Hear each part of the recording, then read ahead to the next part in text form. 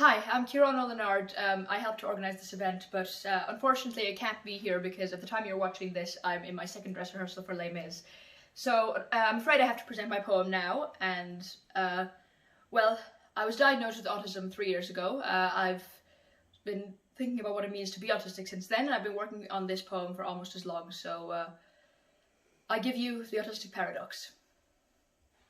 The only acceptance of our existence is resistance to believe that we are more than just a hindrance to ourselves, portable, actively malicious, that we are not two parts, person and creature, that the creature can't be picked apart, feature for feature, that we are not puzzling parts of a whole, we are whole, don't need to be fixed, don't need to be broken apart or remixed into something that fits for fitting's sake, something which you cannot take from us, something which you cannot make from us into you.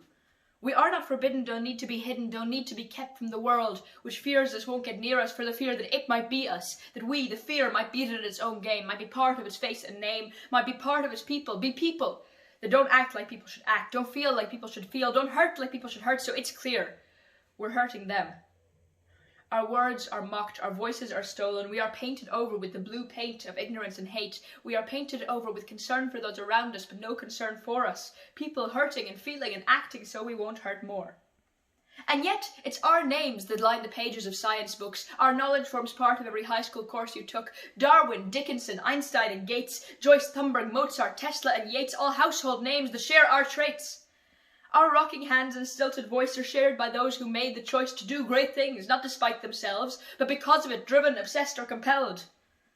And opposite them, in unmarked graves, lie people, long ignored, long belittled, doomed to life as something which cannot be saved, or whittled slowly down to a piece of the miserable puzzle that isn't us, was never us, is just an excuse over which to fuss for your safety from us.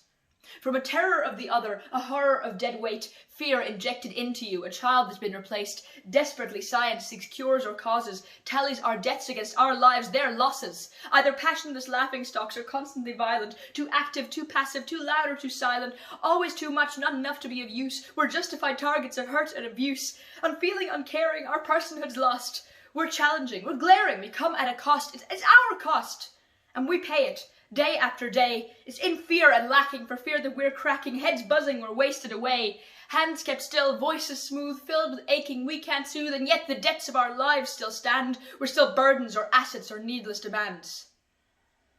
We are mockeries, butts of jokes. My humour is just dark. We are said to be different. Are you disabled or smart? We're an extra, an add-on. Someone else has it worse. We're murdered, mistreated, and seen as your curse. So let's not have autism speak for a moment. Let the autistics speak, because we are it, don't own it. We're sick of your platitudes, lies for your sake, sick of being told to shut up as you take from us the humanity, freedom and choice to be more than the name you tagged onto your voice that drowns ours out with your manicured words, and make sure that our speaking still isn't heard. Accept that we're here. Don't be aware of our wrongs. Sit quiet and listen. We have for so long. Thank you for listening. Just a small note afterwards is that if you want to learn more about autism and autistic people, undoubtedly you know a lot of them, firstly. Secondly, some good places to start are the Autistic Self-Advocacy Network, the Autistic Women's and Non-Binaries Network. Both of these are good charities that serve to educate and promote the needs of the autistic with their own voices, as well as books like But You Don't Look Autistic at All, written by Bianca Toeps. Another small note that this poem was written in response to a charity called Autism Speaks, which, though it is the largest autistic representation charity possibly in the world, it has also done immeasurable harm to the autistic community, which comes in the form of therapy intended to eradicate autism, cure autism, or even poison children, trying to rid them of heavy metals, which have no defined cause or relation to autism, but the Autistic Speaks narrative is that they would rather have a dead child than an autistic one. Please do not support this charity, and please, when representing us, talk to us first. Talk to our needs. Speak to the ones who are being legislated for, and don't use that blue puzzle piece. That one really bothers me. Thanks so much for listening, and yeah, on to the next one.